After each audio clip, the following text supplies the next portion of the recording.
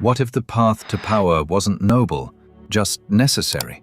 What if winning required you to lie, manipulate, or betray? These aren't hypothetical questions. These are the real decisions behind every empire. Robert Greene's 48 Laws of Power doesn't ask if power is good. It just shows you what works, whether you're ready or not. In this video, I'm breaking down 5 of the most controversial laws. Not just how they build power, but how they corrupt character. Most people never talk about this. The ethical cost, the psychological damage, the moments where strategy turns into sabotage. But if you stay till the end, you'll leave with something rare, a clear-eyed view of power, how to wield it, and how to survive it. Robert Greene's 48 Laws of Power is not a self-help book. It's not here to motivate you. It's a weapon manual, a psychological chessboard. For some, it's the ultimate survival guide in a cutthroat world. For others, it's a toxic blueprint for manipulation.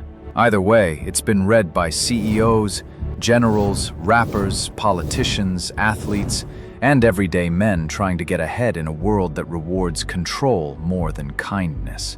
But here's the danger. When you start applying these laws in real life, things get complicated. Do they work? Yes. But at what cost? In this video, we'll break down 5 of the most controversial laws. Not just what they teach, but how they corrupt. You'll see the tactical advantage and the ethical cost. And by the end, you'll have to ask yourself, do I want power or do I want peace? If you want to win, stay unpredictable. That's the essence of Law 3. Conceal your intentions. Greene suggests that the more people know about your plans, the more power they have over you. So don't show your hand. Let them guess, misread, and underestimate. And while they're distracted, you move. Quietly, strategically. This sounds appealing. After all, in a world where opinions form in seconds and opportunities vanish just as fast, protecting your motives can feel like protecting your life's work. If your opponent knows your next 3 moves, you've already lost. In that world, silence isn't suspicious. It's necessary. In business and negotiation, this law can be incredibly effective. Take the case of Steve Jobs. Apple's product launches were famously shrouded in secrecy. No leaks, no previews. Just an empty stage, then a surprise. That secrecy didn't weaken Apple's brand. It fueled its mystique. The audience came not for the product, but for the reveal. Jobs didn't conceal his intentions to deceive. He concealed them to control timing, attention, and impact. Or take Elon Musk. His cryptic tweets and vague timelines are maddening and brilliant. Whether it's AI, Mars, or Tesla, he often hides concrete plans while rallying interest around abstract ideas. That gives him room to pivot, adjust, and dominate the news cycle without ever making a clear promise. When used wisely, concealment is not about lying. It's about timing. You reveal when it serves you, not when people demand it. Concealment, when turned into a lifestyle, breeds mistrust because people can feel when something's off, even if they can't prove it. Let's step into personal life. Imagine you're in a long-term relationship, but you never talk about your future plans. You dodge serious conversations. You smile, nod, change the subject. You're not being dishonest, but you're also never being fully open. Eventually, your silence becomes a message, one that says, I don't trust you with the truth. That's the price of concealment. People stop investing in you emotionally because they can't find stable ground. In leadership, it's even worse. If you constantly shift strategies without explaining them, your team won't follow you. They'll tiptoe around you. Not because they fear your power, but because they don't understand it. And people don't trust what they don't understand. Let's look at a darker historical case. Richard Nixon. Nixon was obsessed with control. He believed secrecy was a virtue, but the lengths he went to keep intentions hidden, spying, cover-ups, lies, ultimately collapsed his presidency. What began as a power strategy ended in paranoia and self-sabotage. His concealment didn't protect his power, it poisoned it. There's a subtle test that reveals whether you're using this law wisely. If you're hiding something to protect an idea, a strategy, or timing, you're using power as a tool. If you're hiding something because you're afraid of judgment, exposure, or consequences, you're using secrecy as a shield. And that's the trap. The longer you hide, the harder it becomes to be known. And if no one really knows you, no one truly supports you. They support your mask. The more you say, the more common you appear. The less you say, the more mysterious and therefore powerful you become. Greene's fourth law is deceptively simple. Say less than necessary. It sounds minimalistic, almost like a Zen proverb, but its implications run deep. Words are like currency. The more you flood the market with them, the less they're worth. So choose silence. Not because you have nothing to say, but because you understand the value of restraint. This isn't about being mute. It's about being intentional. Every word should serve a purpose. Every silence should echo with weight. In a world addicted to noise, saying less makes you stand out, not as passive, but as powerful. Let's start with the upside. When you speak less, people lean in. You create curiosity. You hold space. We've all met someone like that. The person in a room who doesn't speak unless asked. But when they do, people listen. Not because of volume, but because of gravity. Warren Buffett is a good example. Known for brief but impactful shareholder letters and interviews, he rarely wastes words.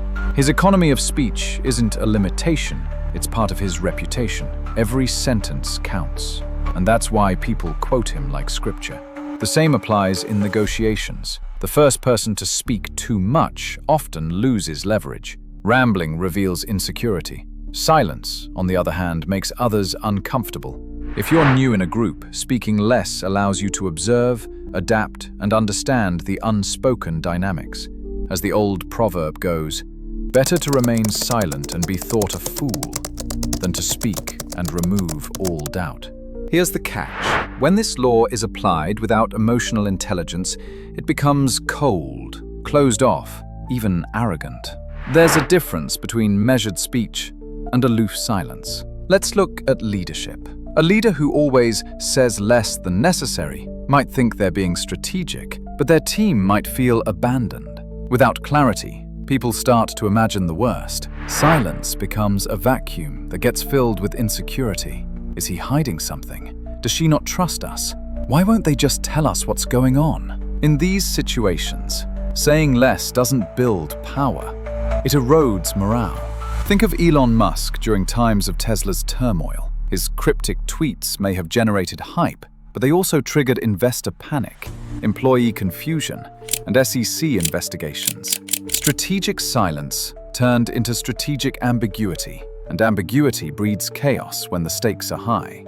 In personal relationships, this law becomes even trickier. If your partner brings up something vulnerable, and you respond with cold minimalism, it feels dismissive, not powerful. Silence in emotional moments doesn't mystify, it wounds. People don't just want your presence, they want your participation. This is the shadow of Law 4. When silence is used as a shield, it creates distance, not respect. This law works best when your intention is to clarify, not to obscure. If you speak less because you're listening deeply, you build connection. If you speak less because you fear exposure, you create distance. If you speak less to seem superior, you foster resentment. So, let's be clear. This law is not a personality type. It's a skill. It requires judgment, timing, and empathy. You don't use it to punish people. You use it to sharpen your message. Imagine it like a blade. Dull blades need force.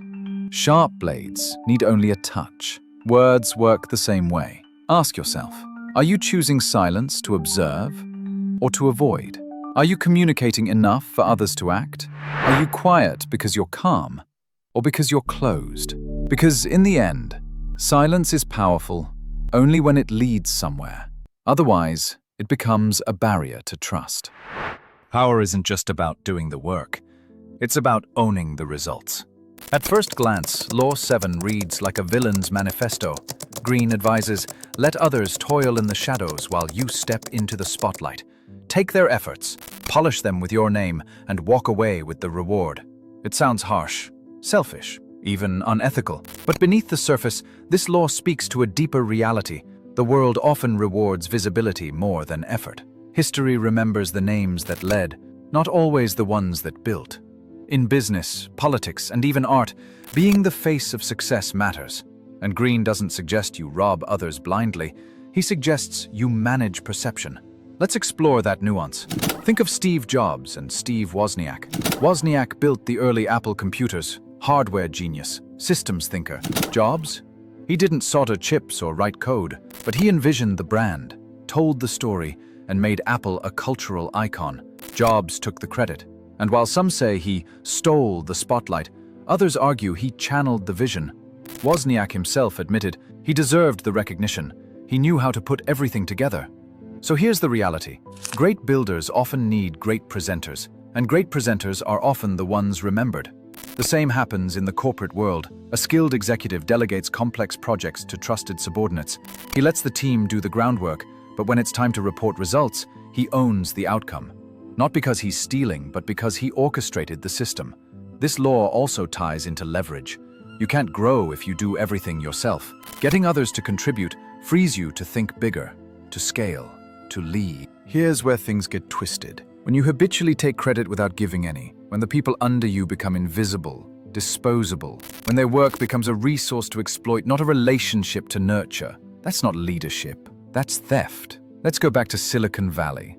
Startups are notorious for this. Junior developers write code that gets millions in funding. Founders raise capital by showcasing team breakthroughs as their own.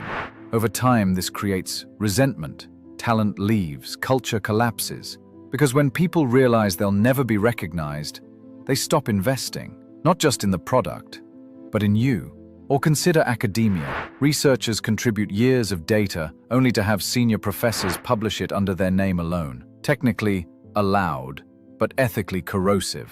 This law fails when ego replaces ecosystem, when power stops flowing through people and starts feeding off them. There's a key distinction here, and it's one that Greene himself hints at but doesn't fully explore. Leaders empower others to do the work and uplift them in the process. They still take credit, but they share the platform. They turn talent into legacy. Leeches extract labor and discard people once the job is done. They think credit is zero-sum. They win only when others are forgotten. And make no mistake, your team can tell which one you are. Maybe not right away, but eventually. Power gained by stepping on others becomes unstable. The moment they leave, your foundation cracks. Power gained by elevating others. That creates loyalty, reputation, longevity. Ask yourself. This law asks you to be shrewd, but it also asks you to be self-aware. Are you using others to multiply your output or to mask your weaknesses? Are you crediting people in private and taking all praise in public? Are you building a legacy that others feel proud to support or eager to escape? Because in the end, taking credit may win the moment, but sharing credit, that wins the war. The ultimate form of control isn't domination, it's dependency. Robert Greene's Law 11 advises, to maintain your independence, you must always be needed and wanted. The more reliant others are on you, the more freedom you have. This law isn't about obvious force. It's about creating quiet leverage. When people can't function without you, when they can't move forward without your input, your resources, or your approval, then you don't need to chase power. It comes to you automatically. On the surface, this sounds cold, but in truth, it's one of the most subtle and enduring forms of power. If they can replace you, they will.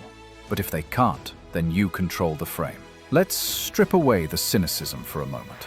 In any competitive environment, business, politics, even relationships, value is determined by irreplaceability.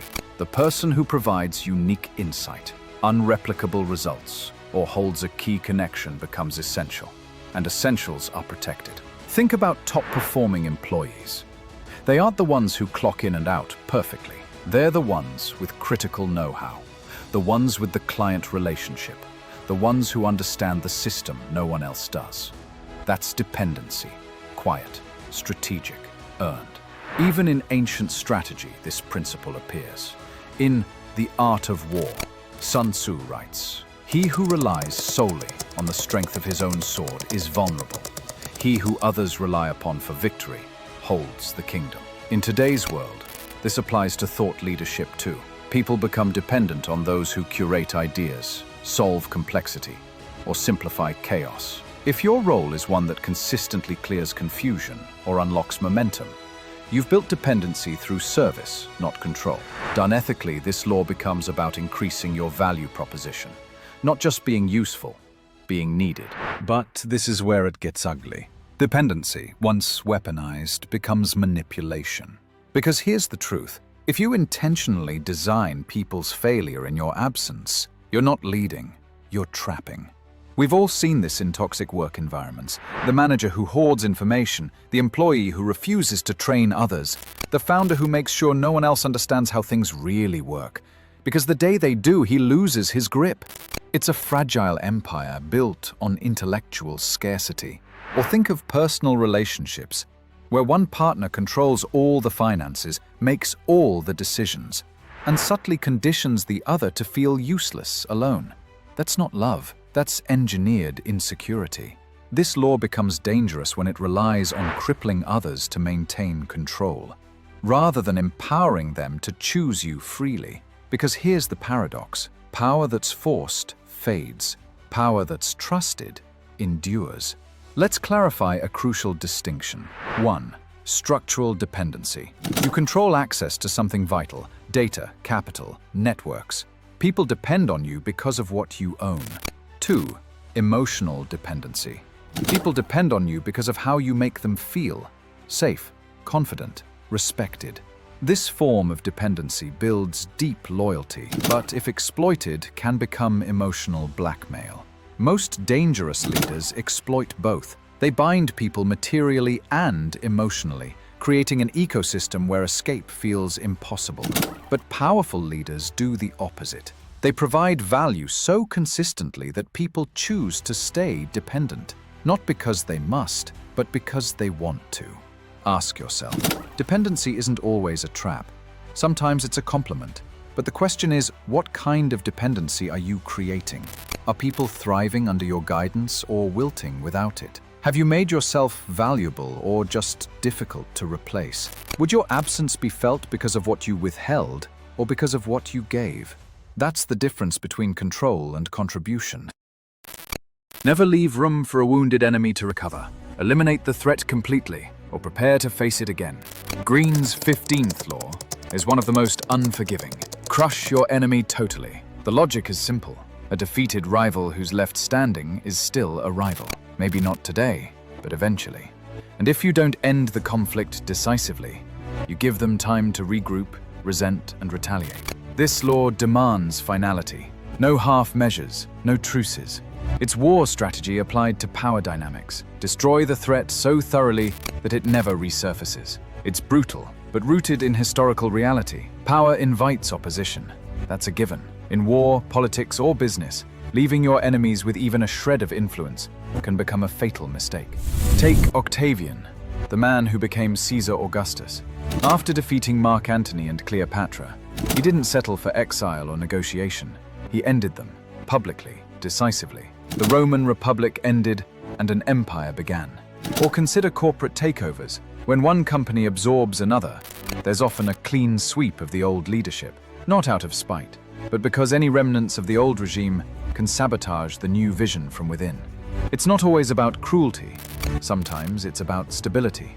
There are moments where compromise isn't strength, it's slow suicide. Greene's law is a reminder that half victories often become full defeats in the long run. But this is where it gets reckless. There's a fine line between decisiveness and destruction. And this law, if applied blindly, crosses it fast. Because here's the truth. Not every rival needs to be crushed. Not every disagreement is a war. And not every setback is a threat to your throne. Let's revisit Richard Nixon. Paranoid about enemies, he used underhanded tactics to destroy opposition, even when they posed little immediate danger. The result? The Watergate scandal, his downfall. A presidency ended not by external enemies, but by his own obsession with annihilating them. His desire to crush, to silence, to eliminate became his undoing. The same pattern plays out in everyday life. A manager feels threatened by a rising employee, so they sabotage them. A partner feels insecure, so they try to dominate. An entrepreneur overcorrects to destroy competition and loses sight of innovation. In each case, the enemy may have been real, but the overreaction, that's where the real damage occurred. Here's the paradox. Sometimes your enemy isn't your greatest threat, your obsession with them is. Sometimes what you're trying to crush isn't even an enemy. It's your own insecurity projected outward. When we make enemies the center of our decision-making, we lose the ability to create. We stop building and start burning. This law assumes every enemy is existential. That's rarely true. A rival at work may challenge your position, but crushing them, that breeds resentment and poisons the team. A competitor in business may copy your ideas, but trying to destroy them might cost you more than it's worth. Some threats do need to be neutralized, but others, they're best outpaced, not obliterated. The real power play isn't, how do I destroy this person? It's, what would make them irrelevant? Power doesn't always come from elimination. Sometimes it comes from evolution, from moving so far ahead that those chasing you simply disappear in the distance. Power isn't earned by accident. It's built quietly, strategically, and over time. And the 48 laws of power, they aren't commandments. They're mirrors. They reflect how the world works, not always how it should. Some laws sharpen your edge, others test your character. All of them challenge your judgment. Let's recap what we've uncovered. Concealing your intentions protects you, but too much secrecy breeds isolation. Saying less than necessary creates mystique, but silence without empathy creates distance. Taking credit for others' work builds perception, but exploit it and loyalty dies. Making people dependent on you creates leverage, but if you trap them, you become replaceable in a different way, through resentment. Crushing your enemy can ensure survival, but destroy too much, and you lose more than you win. Each law offers a tool, but a tool without wisdom is a weapon, and a weapon without restraint always turns inward. So now that you've seen the other side of power, let me ask you, would you still use these laws in your own life? Would you conceal, manipulate, control if it meant you could rise? Or do you believe there's a different path to power? One rooted in clarity, trust, and earned respect? Let's talk in the comments. And if this video gave you something to think about, subscribe. This is just the beginning. We're going deeper into philosophy, into self-mastery, into power. Ever wondered how your emotions quietly script your choices, your moods, your life? Watch the full video to uncover what's really pulling the strings. The link's waiting for you in the description below.